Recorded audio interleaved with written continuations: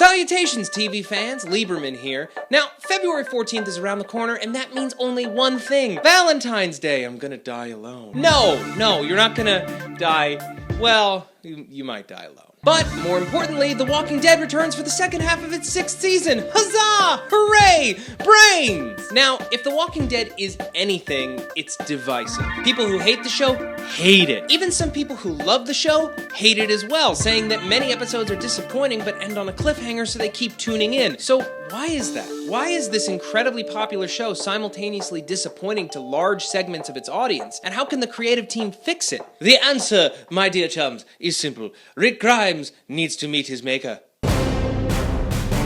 The Walking Dead is a show about survival. It lives and, well, dies on the feeling that anyone could go at any time. The promise of death and the high body count that follows is what sells the danger of the zombie apocalypse. Without death, the stakes of the show get lower and lower. Without stakes, living among zombies becomes safe and therefore boring. Take, for example, the first half of Season 2. Otis is the only living human that's killed on screen. Yes, Sophia went missing in the first episode and reappeared in the 7th episode as a zombie, and isn't that heartbreaking? But ultimately, all of our heroes were safe that entire time. Compare that with the back half of Season 2, where in very quick succession, there's a firefight that leaves 2 menacing drifters dead. They kill another drifter. Dale is killed. Rick kills Shane. Carl kills Shane again. 2 more of our family friends over at the farm are killed. You see the difference? The amount of bodies being dropped, and bodies that we care about, like Dale and Shane? And then compare that to any season that's come since, where you have actual living human antagonists like the Governor and now Negan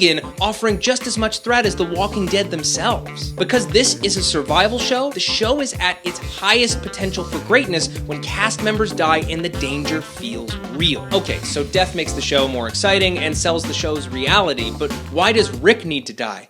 The answer lies in Westeros.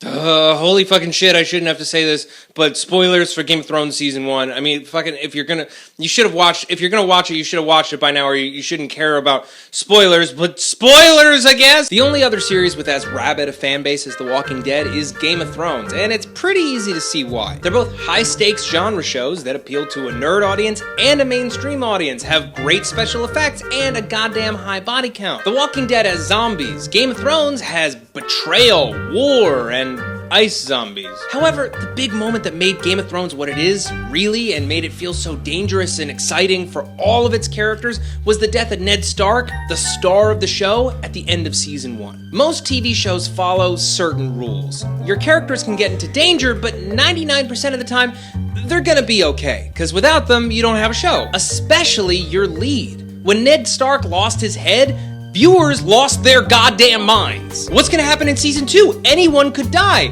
and they did. Again and again and again. There's a lot of death on that show. Now, The Walking Dead, while lots of characters have been killed off over time, ultimately still follows that golden rule. Over 5.5 seasons, we've seen Rick survive every single fucked up situation that's thrown his way. And because of that, on some level, we subconsciously know that he's safe. Anyone else could go, but Rick can't possibly die. And that's a huge fucking problem, because when you're in the zombie apocalypse, no one is supposed to be safe. That's the point. So even though the show has upped its body count over the years, it's still starting to feel stale. Why?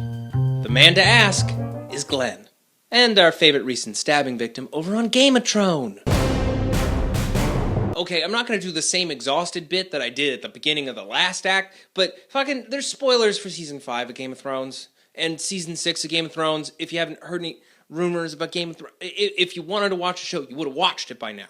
Just don't watch the video. Don't blame me. Attention showrunners. Yes, it is exciting to seemingly kill off a character and then bring them back. It's very tense, and then when they come back, we're all excited because we didn't want them to die. However, once you do that, your show is over. Why, Lieberman? Asked no one and everyone. I'll tell you, just give me a second. Once a character cheats death death becomes cheap. Whenever anyone on that show is killed from then on out, we have to ask the question as fans, well, are they really dead? Could they come back? It's possible because we've seen it. We can't know for sure because last episode or last season or whenever the hell you did it, you broke death, the one thing that is incontrovertible. When Glenn was seemingly killed off this season, fans couldn't accept it. He then quickly came back alive, and now death, the only thing that makes the zombie apocalypse dangerous, doesn't seem real to viewers. The same exact problem is playing out right now over on Game of Thrones. Pretty boy Jon Snow was repeatedly stabbed at the end of season 5 of Game of Thrones, but even as fans watched him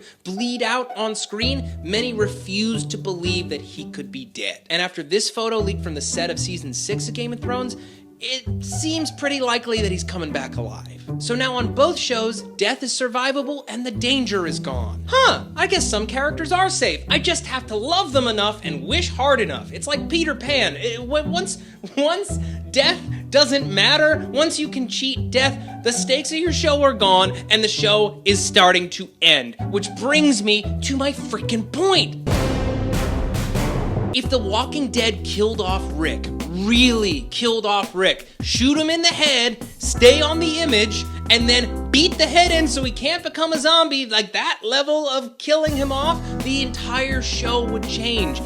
Forever. Instead of one main character and then an ensemble around him, we suddenly have a crew of very vulnerable looking survivors who are all on equal footing. Anyone could go at any time again. The show would immediately feel very different and extremely dangerous, which would cause even the most jaded fan to wake up and pay attention. Now, for anybody out there who's screaming, Lieberman, oh, Rick is still alive in the comics, oh, Lieberman, you can't get away from the comics, stop. Okay?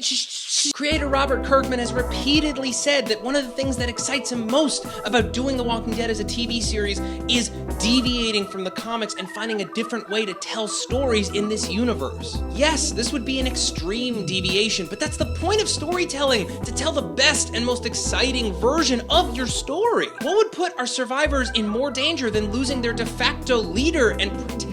Not only would it allow the show to grow in new and surprising directions, but it could be the difference between a show that runs 10 years and a show that runs 20 years, with a cast that changes over time.